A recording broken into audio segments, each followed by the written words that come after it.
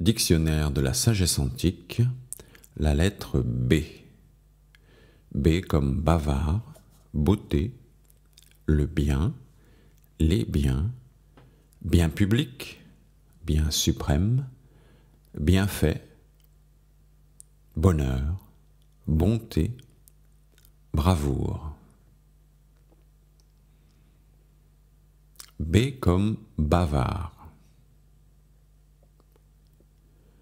À un jeune homme trop bavard, Zénon dit « Nous avons 2 oreilles et seulement une bouche, parce que nous devons plus écouter que parler. » Diogène Laërce, Vie et doctrine des philosophes illustres.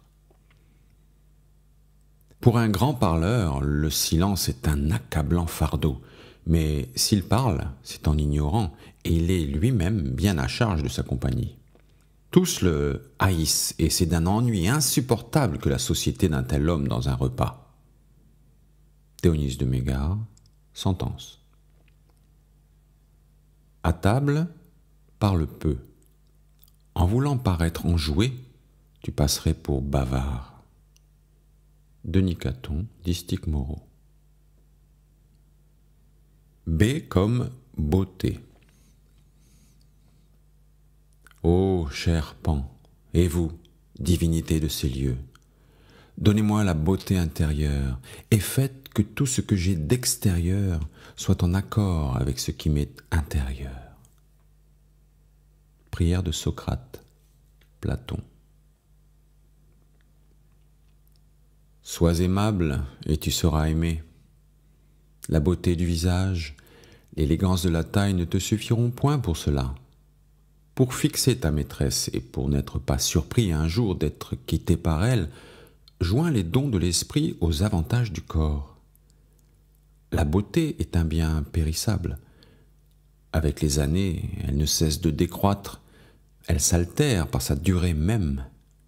Les violettes et les lys épanouies ne fleurissent pas toujours, et la rose, une fois tombée, sa tige dépouillée n'a plus que des épines. Ainsi, bel adolescent, bientôt blanchiront tes cheveux. Ainsi les rides viendront sillonner ton visage.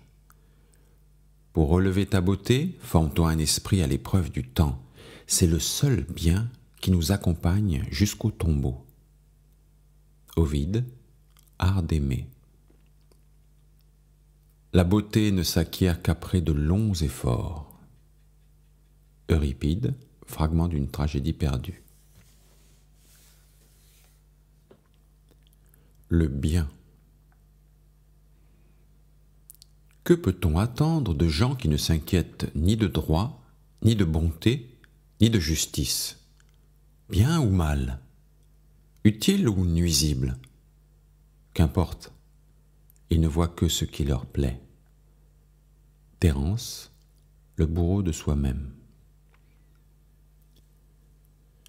Souvent, au hasard d'une longue nuit, je me suis demandé ce qui corrompt la vie des mortels. Selon moi, ce n'est pas en vertu de leur nature qu'ils font le mal, car un grand nombre ont le sens droit, mais voici ce qu'il faut considérer. Nous distinguons parfaitement où est le bien, nous le connaissons, mais nous ne le faisons pas. Les uns par paresse, les autres parce qu'ils préfèrent le plaisir à ce qui est honnête. Et il y a tant de plaisir dans la vie. Euripide, Hippolyte. Chez nombre d'hommes, la langue n'a point de porte bien ajustée. Ils s'occupent sans cesse de ce qui ne devrait point les occuper. Mieux vaudrait, le plus souvent, renfermer en soi-même le mauvais. Il vaut mieux laisser sortir le bien que le mal. Théonise de Mégare, sentence. Il ne sert à rien d'avoir appris le bien si on néglige de le faire. Tu dois faire le bien par haine du vice et non par crainte. Publilius Cyrus, sentence.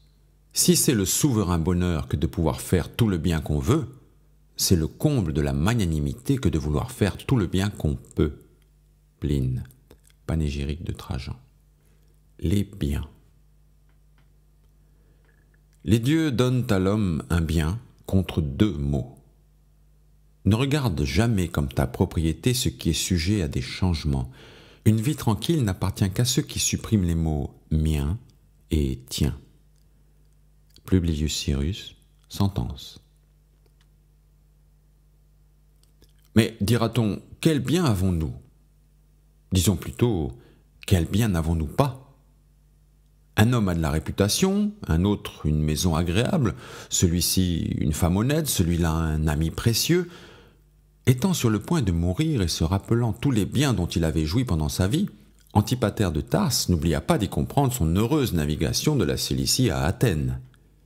Il faut même compter parmi nos biens les choses qui nous sont communes avec les autres hommes, la vie, la santé, le soleil qui nous éclaire, nous réjouir de ce qu'il n'y a ni sédition ni guerre, de ce que la terre se rend facile à nos travaux et la mer à nos voyages, de ce que nous pouvons, à notre choix, parler ou nous taire, travailler ou nous reposer. Nous sentirons mieux le prix de toutes ces jouissances si nous pensons au malheur d'en être privés. Si nous nous rappelons souvent combien dans la maladie on regrette la santé et la paix pendant la guerre, combien il est désirable à un inconnu, à un étranger qui arrive dans une ville, d'y trouver de la considération et des amis, et quel regret nous cause la perte de tous ces avantages. Un bien dont on nous prive acquiert-il en ce moment un prix qu'il n'avait pas lorsque nous le possédions? Une chose vaut-elle mieux parce que nous ne l'avons pas? Est-il raisonnable d'en rechercher la possession avec empressement, comme digne de notre estime, de toujours trembler dans la crainte de la perdre, et dès qu'elle est obtenue, de la négliger, ou même de n'avoir pour elle que du mépris? N'est-il pas plus sage d'en user, d'en jouir même avec satisfaction, afin que si elle nous est enlevée, on en supporte la privation avec plus de tranquillité? Plutarque, de la tranquillité de l'âme. Bien public. Les stoïciens pensent aussi que tout l'univers est régi par la providence des dieux, que le monde entier est en quelque sorte la cité commune des dieux et des hommes, et que chacun de nous est membre de cette grande société d'où il suit naturellement que nous devons préférer l'utilité commune à la nôtre. Car de même que les lois préfèrent le salut public à celui des particuliers, ainsi, un homme de bien, un sage soumis aux lois et qui connaît les devoirs du citoyen, a plus de soin de l'intérêt de tous que de celui d'un seul homme ou du sien propre. Et l'on ne doit pas trouver moins condamnable celui qui, pour sa propre utilité et pour son salut, abandonne la cause publique que celui qui trahit ouvertement son pays. C'est pourquoi il faut louer ceux qui courent à la mort pour la République, puisque notre patrie doit nous être plus chère que nous-mêmes. Au lieu qu'on doit avoir en abomination le sentiment de ceux qui, disent-ils, ne se soucient pas qu'après leur mort les flammes dévorent toute la terre. Cicéron, des vrais biens et des vrais maux. Pour moi, je pense fermement que celui-là se rend coupable d'un grand crime qui se concilie la faveur populaire au détriment de la République. Mais du moment que le bien public se trouve joint à l'avantage particulier, hésiter à l'entreprendre est, à mon avis, sottise et lâcheté. Salluste, lettre à Jules César. Il est bien démontré que plus un homme est au-dessus de ses concitoyens par le rang et le pouvoir, plus il prend à cœur le bien public. En effet, le commun des citoyens ne gagne au salut de l'État que la conservation de sa liberté, mais celui qui par son mérite s'est procuré des richesses, des distinctions, des honneurs, dès que la République ébranlée éprouve la moindre agitation, il faut qu'il dévoue son esprit à des soucis et à des travaux sans nombre.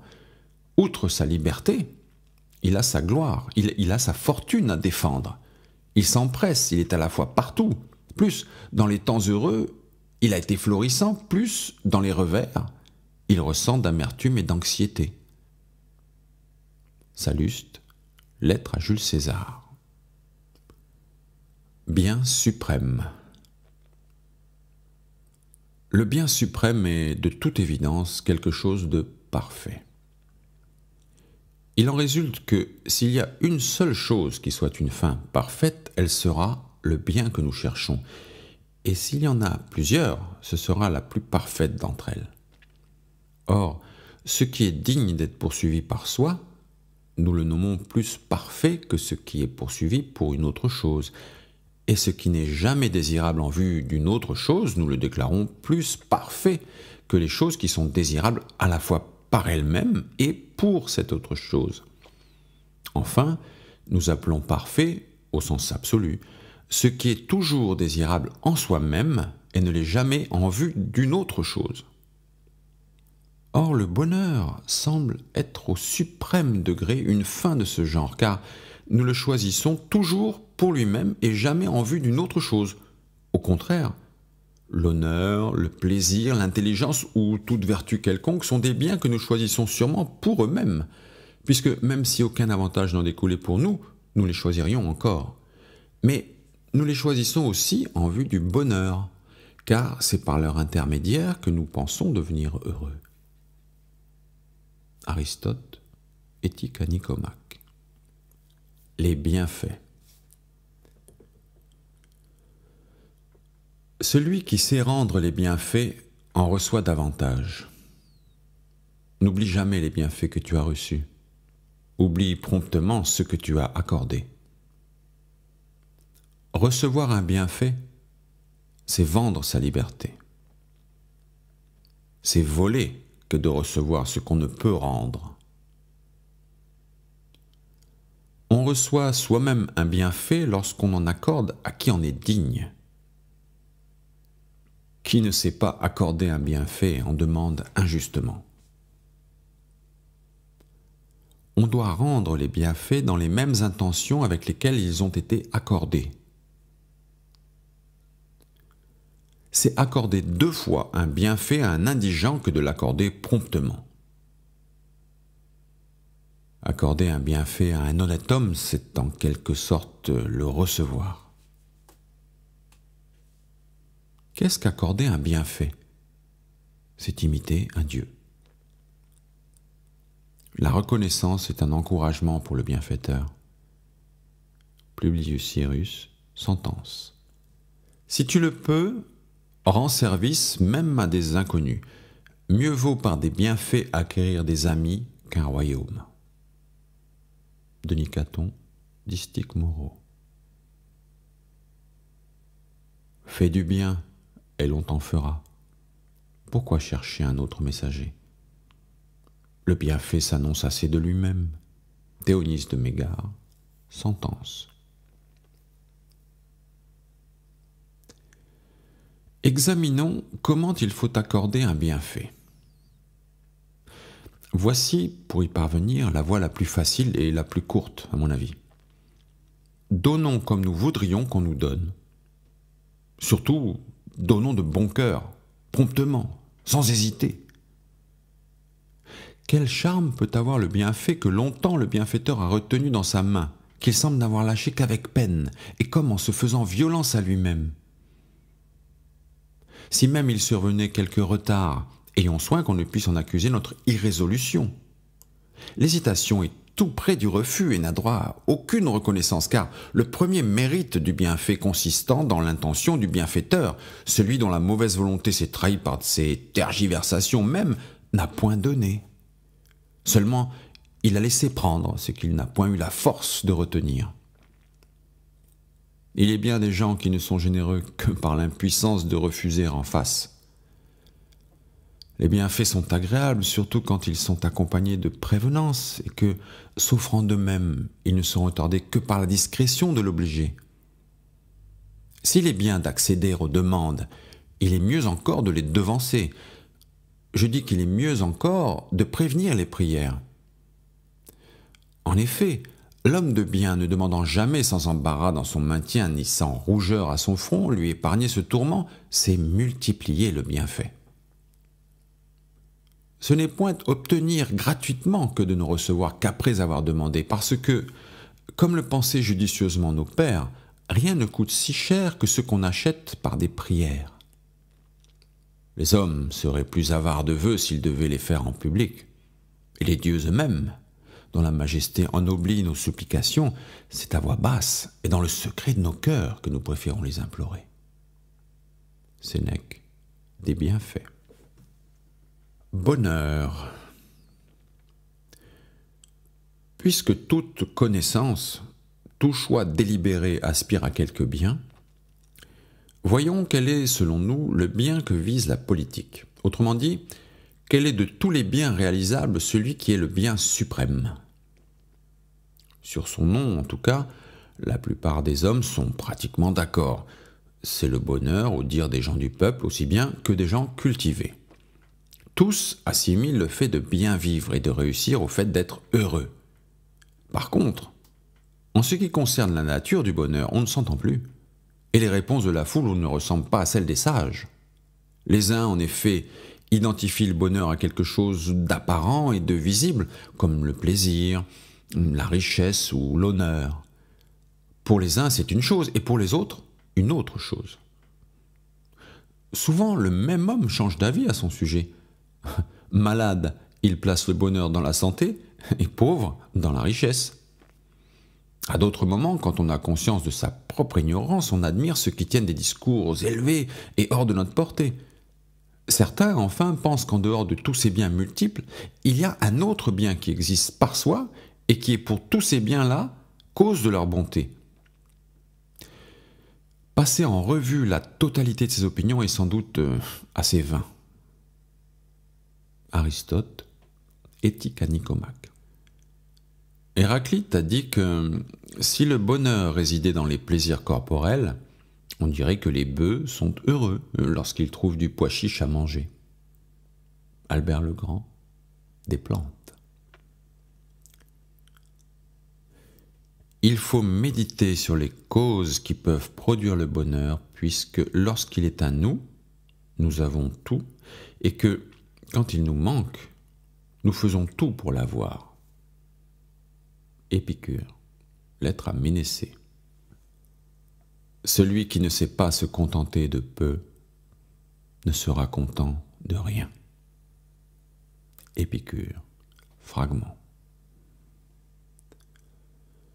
Le bonheur est, comme le malheur, le propre de l'âme. Il ne réside ni dans l'or, ni dans les troupeaux. Démocrite, cité par Stobée. Que lui manque-t-il donc de tout ce qui peut faire le bonheur d'un homme? Parents, amis, relations, naissance, fortune, patrie heureuse et florissante, il a tout cela. Il est vrai que ce sont des choses dont la valeur dépend de l'état d'esprit de celui qui les possède. Elles sont un bien pour qui sait en jouir, un mal pour qui en abuse. Terence, le bourreau de soi-même. Les avantages dont l'homme peut jouir se divisant en 3 classes, avantages qui sont en dehors de lui, avantages du corps, avantages de l'âme. Le bonheur consiste dans la réunion de tous ces biens. Personne ne serait tenté de croire au bonheur d'un homme qui n'aurait ni courage, ni tempérance, ni justice, ni sagesse, qui tremblerait au vol d'une mouche, qui se livrerait sans réserve à ses appétits grossiers, de soif et de faim, qui pour le quart d'une obole serait prêt à trahir ses amis les plus chers et qui, non moins dégradé en fait d'intelligence, serait déraisonnable et crédule autant qu'un enfant ou un insensé. Le bonheur, soit qu'on le place dans les jouissances ou dans la vertu, ou bien dans l'un et dans l'autre à la fois, appartient surtout aux cœurs les plus purs, aux intelligences les plus distinguées. Il est fait pour les hommes modérés dans l'amour de ces biens qui tiennent si peu à nous, plutôt que pour les hommes qui, possédant ces biens extérieurs fort au-delà des besoins, restent pourtant si pauvres des véritables richesses. Le bonheur est toujours en proportion de la vertu et de la sagesse, et de la soumission à leurs lois, comme en témoigne la divinité elle-même, dont la félicité suprême ne dépend pas de biens extérieurs, mais est tout en elle-même et dans l'essence de sa propre nature. Aussi, la différence du bonheur à la fortune consiste nécessairement en ce que les circonstances fortuites et le hasard peuvent nous procurer les biens placés en dehors de l'âme, tandis que l'homme n'est ni juste ni sage au hasard ou par l'effet du hasard. Une conséquence de ce principe, appuyé sur les mêmes raisons, c'est que l'état le plus parfait est en même temps le plus heureux et le plus prospère. Le bonheur ne peut jamais suivre le vice. L'état non plus que l'homme ne réussit qu'à la condition de la vertu et de la sagesse. Pour l'état, le courage, la sagesse, la vertu se produisent avec la même portée, avec les mêmes formes qu'elles ont dans l'individu. Et c'est même parce que l'individu les possède qu'il est appelé juste, sage et tempérant.